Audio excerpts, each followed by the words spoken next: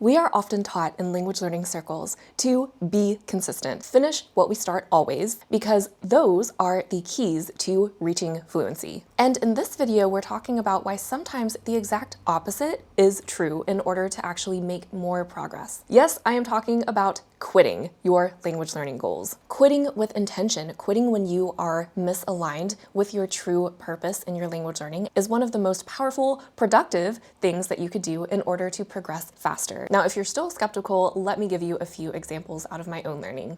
Why is it that I feel that even after one, quitting my language goal of passing the C1 Turkish exam at my language school this year, and two, quitting my consistency goals of doing all of the language activities each day that would allow me to reach B1 in my Arabic placement exam, why do I feel the most productive, the most at peace, and the most aligned that I have felt with my language learning more than ever? It all came from quitting. You know, I think when we're in the deep trenches of learning our language for days on end, it is so hard to zoom out and actually see the bigger picture that we are working towards. It's also when we are focusing so clearly on all of those logistical details, right? How many hours of comprehensible input am I getting in, or how many hours or vocabulary words did I learn today, etc. That when we are concentrated so much on these logistical things, it is so hard to check in with ourselves emotionally, to actually observe and feel how our nervous system is reacting to everything that we are doing in our language learning activities in order to get to what we think are our true goals. And basically, when we keep working towards an original goal that isn't actually fulfilling us and isn't actually fulfilling what our nervous system, what our inner intuition already knows as our deeper why for learning a language is, that is going to lead us over time to a lot of dissatisfaction,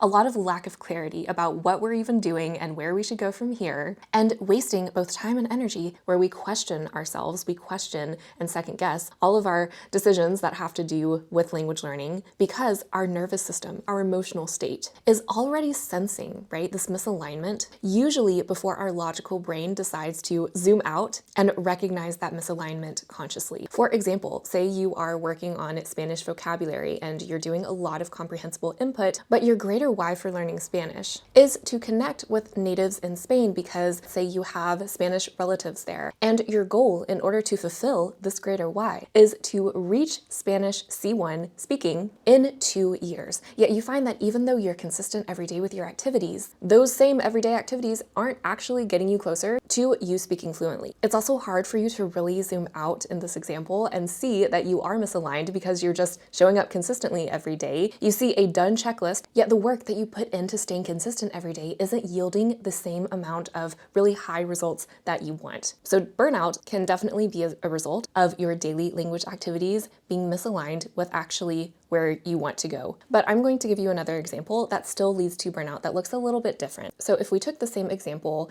and it turned out that yes, what you were doing in your daily language activities was consistent, it was perfectly aligned with your speaking goal of C1, but it's not actually aligned with your higher purpose, that can also lead to burnout. That is actually what happened to me when I was trying to learn Turkish. I was trying to reach C1. So let me back up a second because I've always wanted to be a language learner that finishes absolutely every single resource to the very end. I wanted to do the best that I could, especially being such an academic focused student and having such an academic approach to my languages. So in my case, it wasn't that my activities were necessarily misaligned with getting me to my actual goal, right? I wanted to be able to speak, and the language activities that I determined for myself in order to actually reach speaking and at least a B2 really consisted of speaking every day about topics that came from my textbook. I did pass my speaking exam for Turkish on that level. It was also tied to my higher purpose. I didn't want to live in Turkey, work in Turkey, etc., but I really wanted to add Turkish as just another very different way of learning about the world, investigate how other people express their ideas, essentially backwards,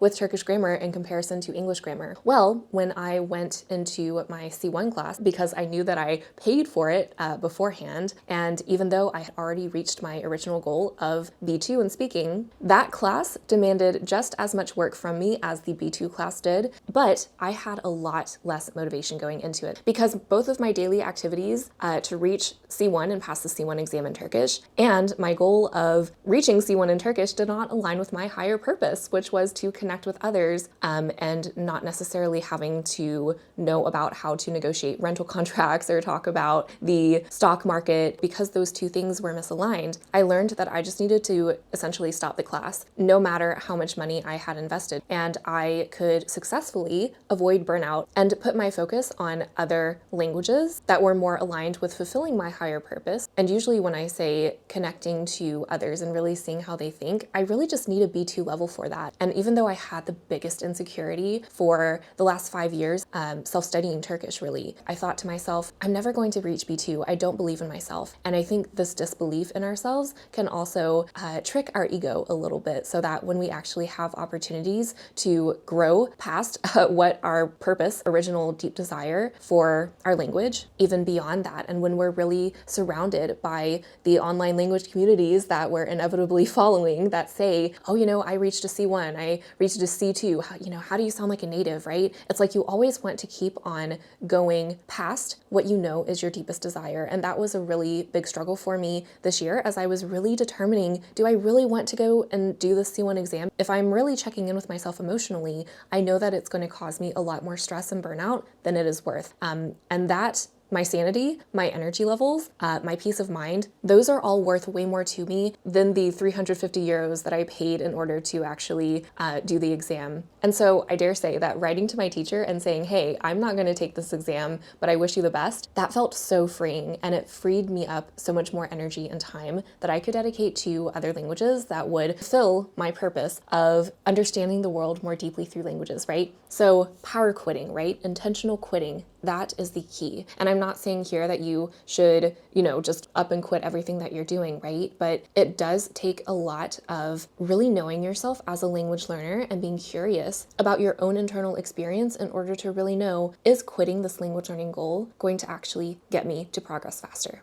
Just because you can do something doesn't mean you should. And a commenter under one of my recent videos perfectly described how allowing yourself, giving yourself permission to quit a language goal or quit a language is one of the best underrated skills ever. When you say that you want to master a language, what you're really saying is that you want to master yourself.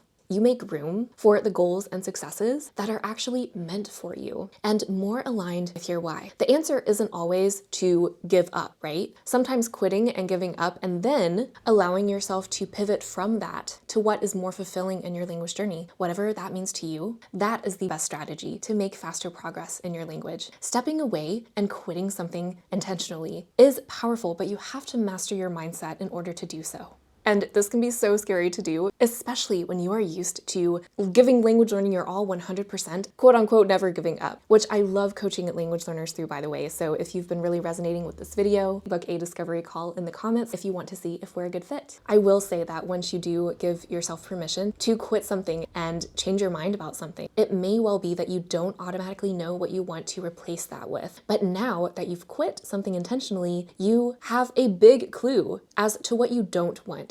Really understanding what you don't want first is one huge step forward to getting clarity about what you actually do want for yourself. And you're giving yourself room and space to be more curious, check in with yourself more emotionally, and bring more of you, your preferences, your deepest desires, getting to know yourself. By bringing all of that more into your journey, you can become essentially more you, more authentic in your languages. And that's what I want for all of you guys out there. Thank you guys for watching this video. Write in the comments below what really resonated, and I'll see you in another video very soon.